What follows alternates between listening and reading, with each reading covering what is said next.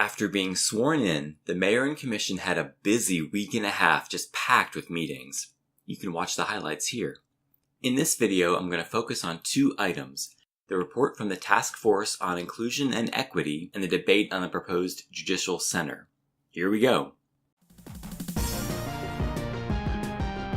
This is Athens Politics Nerd breaking down hours of really boring meetings into fun, digestible chunks that are almost entertaining. Like, subscribe, and share!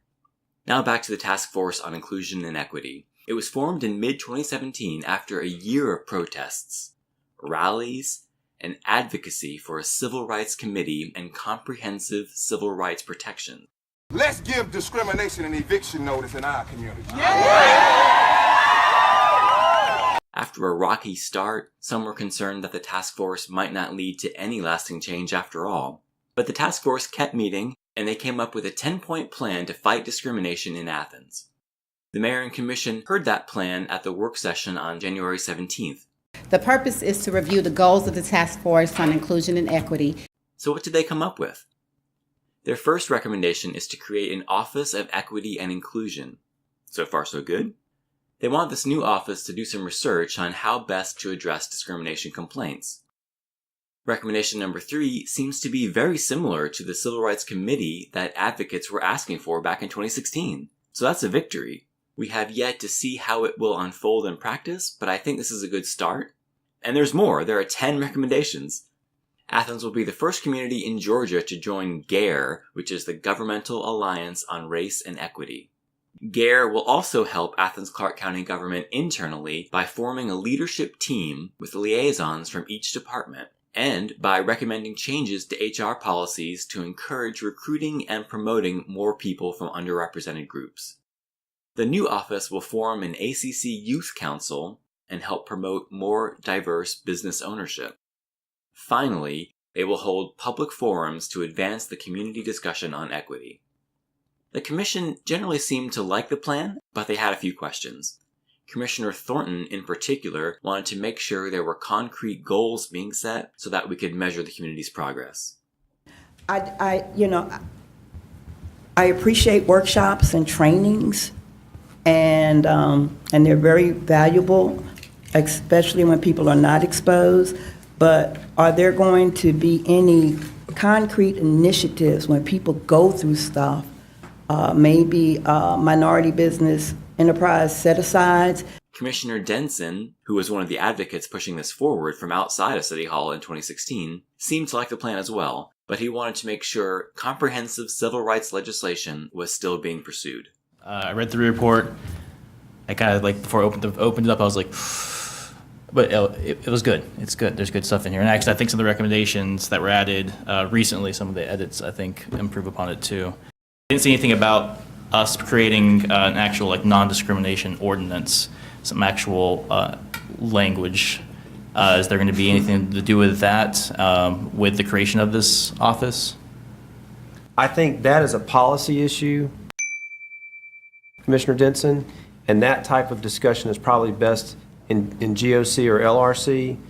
It sounds like it's not currently being pursued, but that Mayor Gertz could assign it to a committee at any time. That would be important because Georgia is one of only 5 states without a civil rights law that prohibits discrimination in public accommodations. The few civil rights protections we do have come mostly from the federal government. Our new state representatives don't seem eager to change this state of affairs either, so we're really relying on our local government to take action here. Now let's move on to the debate among commissioners about the 2020 SPLOST. SPLOST is a 1% sales tax that we will get to vote on in November. If passed, it would pay for lots of special projects that our town needs. One of those projects may involve a new judicial center to replace our current courthouse. The plan is that the courthouse would then be renovated so it can house other departments of the local government after the courts move to their new location. Some commissioners and our mayor see this project as extremely important. So important that they want to go ahead and put it in the SPLOST right now without putting it before a citizens committee first, which would be the normal process. In fact, they already did that in December, but the decision was overturned by the new commission. So now the commission is trying to decide what they should do about the proposed center.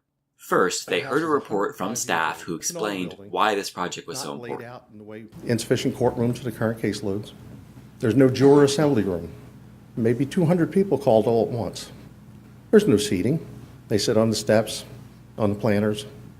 And all this creates safety, dignity, and integrity issues.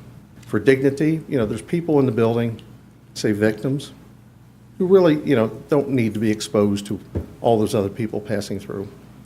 On the other hand, we also have inmates as they get moved through the building.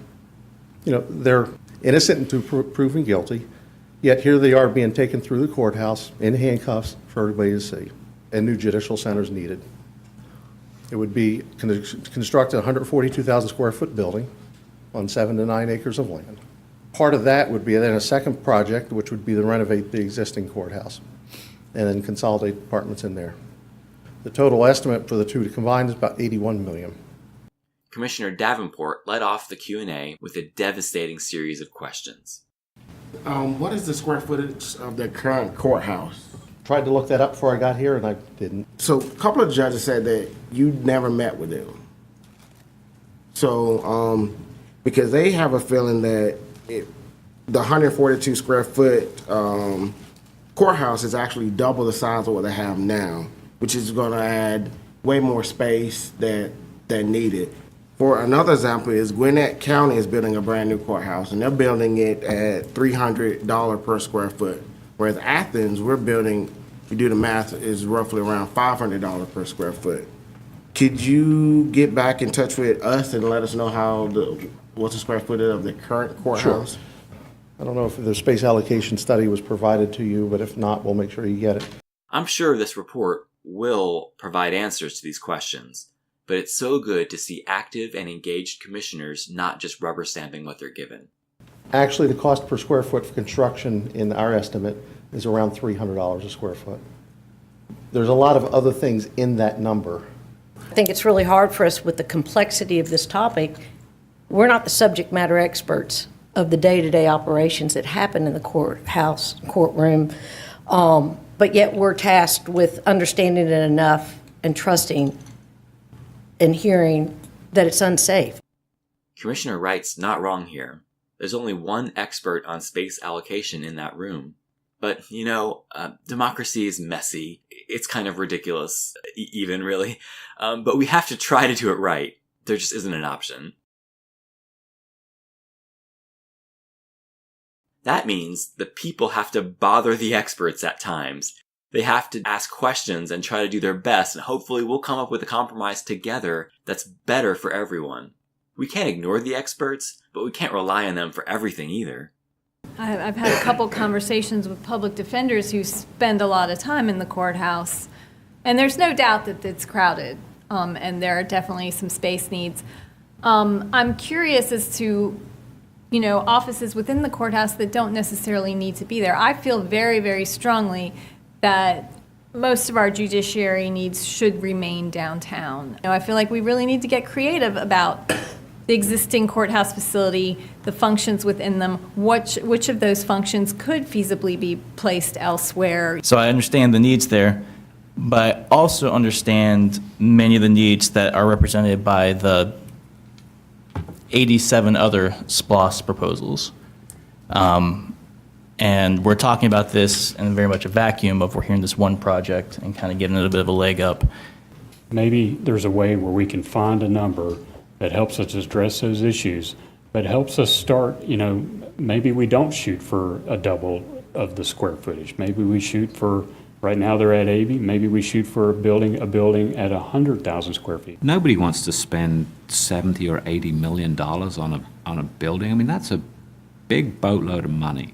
But we're also talking about a facility that's going to be a 50 to 100 year lifespan. It's a long-term investment. If you have ever been assaulted, the last thing you want to see is them when you go to the courthouse. And that enacts a lot of post-stress stuff, and that's what happens. Yes. Day in and day out there, and we've got to fix that for everybody. Are you saying that you can or you cannot give us another plan or idea or conceptual concept, just something creative, and can you do that, or or not? Absolutely. We're from our perspective, we're willing to get as creative as we need to. Let me huddle with staff and with the courts folks as well, and we'll take another hard look at what we've got so far and see if there's any alternatives within that.